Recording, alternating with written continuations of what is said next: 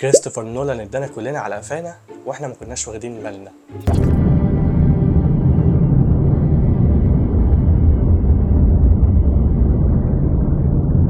اهلا بيكم في حلقه جديده، وهي حلقه رأيي في فيلم اوبنهايمر، فيلم نولان الجديد. اخيرا دخلت فيلم نولان.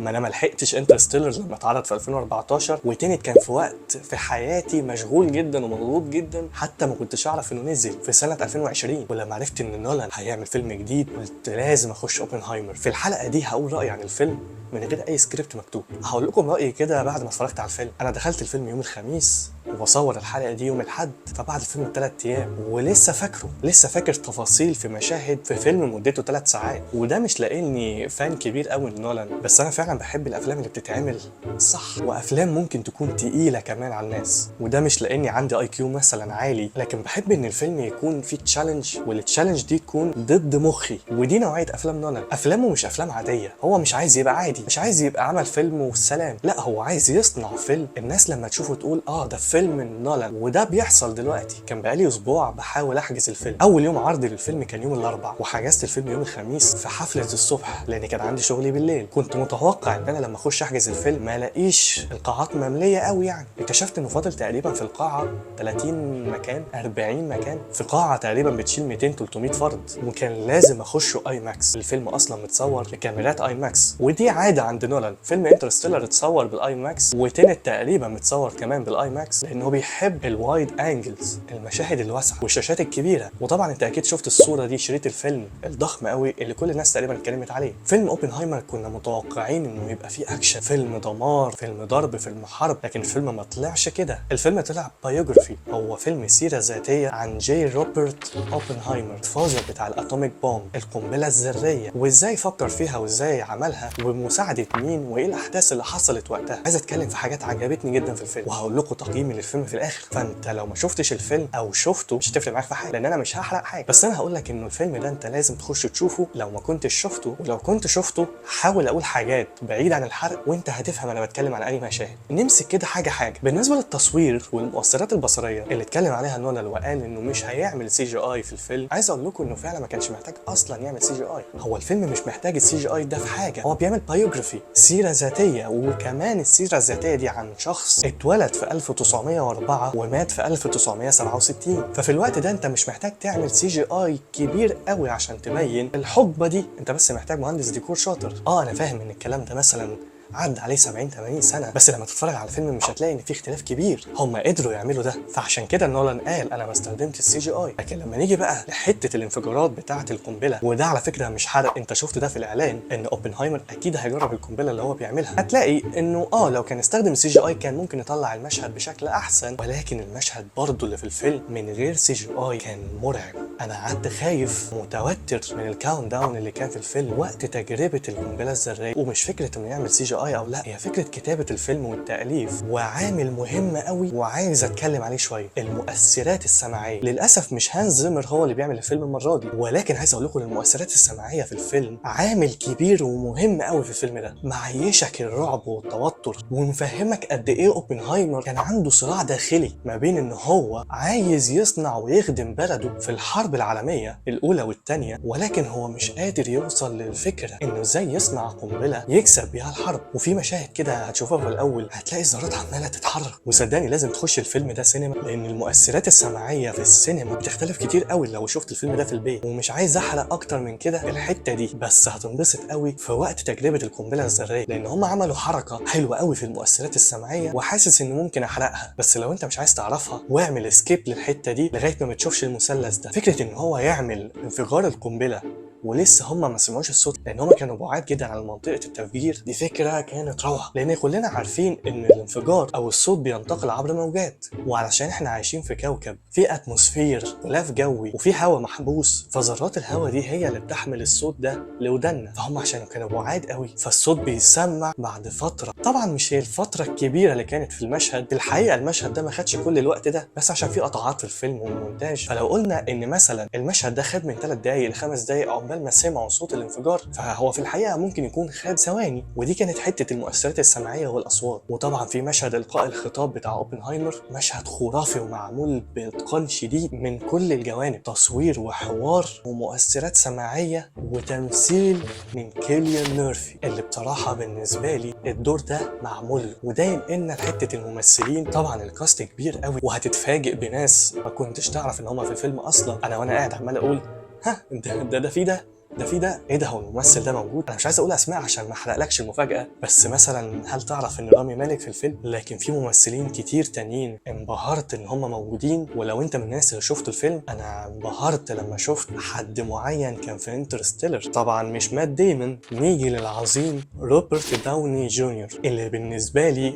وش كده هو واخد اوسكار، وهنيجي لحته الاوسكارز دي بعدين. برضه روبرت داوني جونيور في الاول انا افتكرت انه هيعمل دور صغير، مع ان انا شايفه انه في العرض الخاص من احد الممثلين الاساسيين. بس لما شفت اول جزء من الفيلم قبل الاستراحه، حسيت ان دوره صغير قوي. في النص التاني هتتفاجئ بيه. واللي خلينا نيجي لروبرت داوني جونيور، خلينا نشرح حته قوي بقى عجبتني في الفيلم، شفته او ما شفتوش. وده ظهر في الاعلان، جزء في الفيلم ابيض واسود وجزء الوان، بس مش كله ابيض واسود ومش كله الوان، هو تقطيعات في بعض. لما شفت الحكايه دي لاول مره في الاعلان، حسيت انه الابيض واسود ده هيكون حاجات فلاش باكس قديمه كده، هنتكلم زي افلام الابيض واسود، والجزء الالوان هو اللي هنعيش فيه الحاضر، زي ما تقريبا كل افلام التاريخ عملتها. بس مش عايز اقول اكيد، ممكن يكون في فيلم او اتنين انا معرفهمش يكونوا غيروا القاعده، ولكن في الفيلم ده عجبني ان نولان غير الفكر. وده برضو مش حرق عليك، لكنه هيساعدك جدا في فهم الفيلم. وفي الحته دي في رايين، راي بتاعي انا وراي انا سمعته من حد قبل كده، انه في تايم لاينز في الفيلم، بمعنى انه في سرد احداث من كذا شخصيه، القصه من منظور اوبنهايمر نفسه، والقصه من منظور لويس ستروس اللي بيمثله روبرت داوني جونيور، والقصه من منظور ثالث عام او بيجمع الاثنين مع بعض. فلما هتشوف القصه من منظور اوبنهايمر هتلاقي ان نولان عاملها الوان، ولما تشوف القصه من منظور لويس ستراوس اللي بيمثله روبرت داوني جونيور هتلاقيها ابيض واسود. وده كان الراي اللي انا سمعته. لكن رايي انا ان كريستوفر نولان عامل كده عشان عايز يكسر قاعده ان الابيض واسود ده فلاش باك، هو عاكسها في الفيلم. يعني لما تشوف مشهد ابيض واسود في الفيلم، ده في الحاضر اللي احنا فيه، ومش عايز اقول لك ايه الحاضر لان ده هيحرق من الفيلم، ولو كنت شفت الفيلم هتفهم قصدي، لانك شفت اخر الفيلم فهتعرف احنا كنا فين بالظبط في الوقت الحاضر اللي كان فيه الفيلم ابيض واسود. اما بقى لما كانت القصه بتتحكي، وهنقول اكتر انه بتتحكي من منظور اوبنهايمر نفسه، فالقصه الوان. فبصوا، هو اما الرايين ممكن يكونوا مع بعض، بس عجباني فكره اكتر انه عايز يكسر القاعده. بصوا بقى، انا هكسر القاعده دي، هخلي الابيض واسود هو المستقبل والحاضر، اما الالوان هو الفلاش باك. نولان مش عايز يبقى عادي في اي حاجه، حتى في دي. وباقي الممثلين طبعا ايميلي بلانت اللي عملت دور زوجة اوبنهايمر، كاثرين اوبنهايمر او كيتي، ومات ديمون ذا مارشال. مات ديمون في رأيي ممثل سهل، بس ممكن نقول عليه السهل الممتنع. ممثل كده من نوعية تانية خالص، يقدر يضحكك وهو وشه جد، ويقدر يعيطك وهو وشه جد،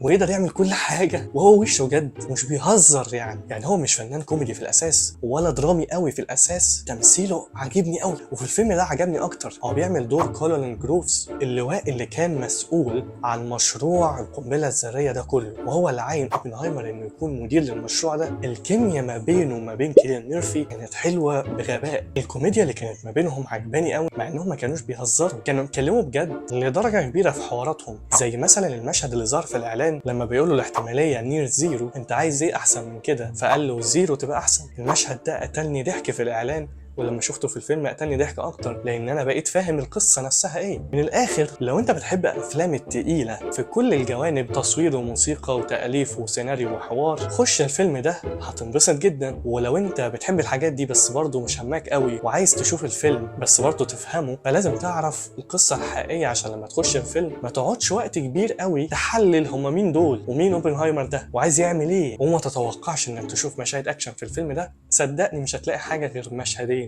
ومش اكشن اصلا. انا عايز اقول لك ان تقريبا ما شفتش مشهد ضرب واحد في الفيلم، لانه الفيلم مش محتاج لده، لان قصه اوبنهايمر ما فيهاش العنف ده، ولا ضرب رصاص ولا حرب ولا الكلام ده. خلاص نولان خلص الكلام ده في دونكيرك، ولا محتاج السي جي اي اللي عمله في انترستيلر، ولا كمان محتاج موسيقى تصويريه روعه تسمعها وانت قاعد في العربيه مثلا ولا في اي حته، ولا توضعها على فيديوهاتك.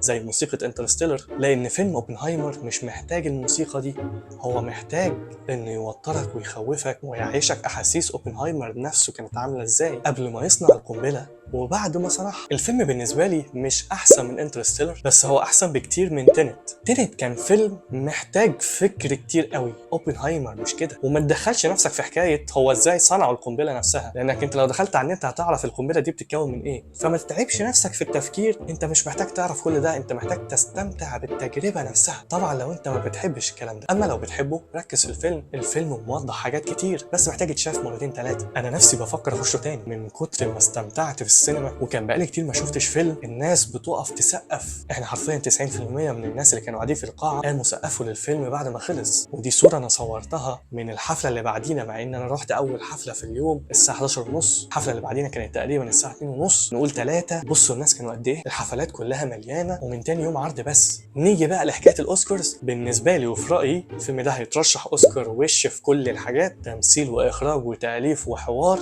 وموسيقى وديكور وملابس. بس اعتقد مش هيكسب في الملابس والديكوريشن والحاجات دي، لان ممكن باربي يغلبوا، وممكن برضه الموسيقى التصويريه مش قوي لان هي هتنفع الفيلم بس ليه لا، ممكن يعني ممكن احتمال 50%. بس ما شكش ولو لثانيه ان روبرت داوني جونيور هيكسب سبورتنج اكتر، و80% كيليان ميرفي هياخد الليدنج اكتر، وايميلي بلانت ممكن ليدنج اكترس، بس مش متاكد لاني ما شفتش الافلام اللي السنه دي. وممكن كمان في افلام تانية التمثيل النسائي فيه يبقى احسن، ممكن في باربي مارجت روبي تبقى احسن. وبرضه دور ايميلي بلانت ما كانش مؤثر قوي غير في مشهدين 3 بالنسبه لي، لكن اللي اكيد بالنسبه لي ان روبرت داوني جونيور واخد اوسكار السنه دي. اما كفيلم فاعتقد ان اوبنهايمر هيكون واخد الاوسكار لافضل فيلم مرتاح جدا. وطبعا كريستوفر نولان هياخد اوسكار افضل مخرج. فيلم اوبنهايمر يستحق انك تشوفه في السينما، ونولان مخرج تستحق انك تشوف له فيلم حتى لو انت مش فاهم افلامه، لانه كده كده بلا شك نولان هو افضل مخرج، بس برضه للحاجات بتاعته. تقييمي للفيلم ده لو هقارنه بافلام نولان اللي فاتت، فانترستيلر هيظل عندي في المرتبه الاولى، وكان بعده بالنسبه لي انسبشن. ولاني مش عارف اقارن بين حلاوه انسبشن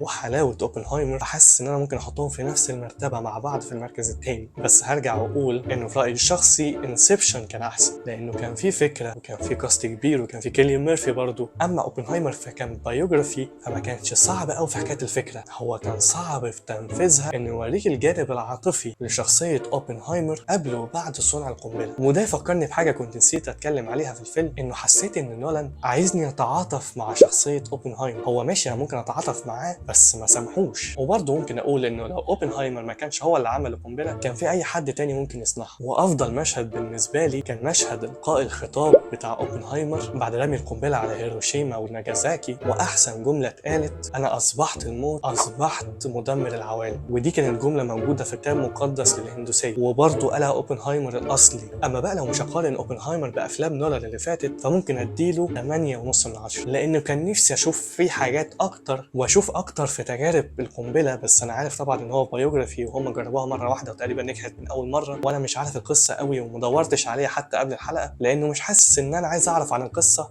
انا كنت عايز استمتع بتجربه الفيلم نفسه. فمش هاممني قوي ايه اللي حصل وايه اللي كان حقيقي ونولان غير فيه عشان بس الدراما. انا عاجبني الفيلم زي ما هو، بس كان نفسي يبقى فيه حاجات ازيد شويه، ولكن الفيلم كافئني في الاخر. وفعلا شوفوا الفيلم للاخر، ما تطلعوش من الاستراحه لو زهقتوا منه في اول ساعه ونص، لانه فعلا في الاخر هيبقى فيه بلوت تويست حلوه قوي. وبس كده، لو عجبتكم الحلقه اعمل لايك وشير وكومنت، وقول لي رايك في الفيلم لو شفته. ولما تدخل تشوفه اطلع برضه قول لي رايك، واعمل لي فولو على فيسبوك وانستجرام وتيك توك، بنزل عليهم اجدد الاخبار. وبكده خلص الكلام.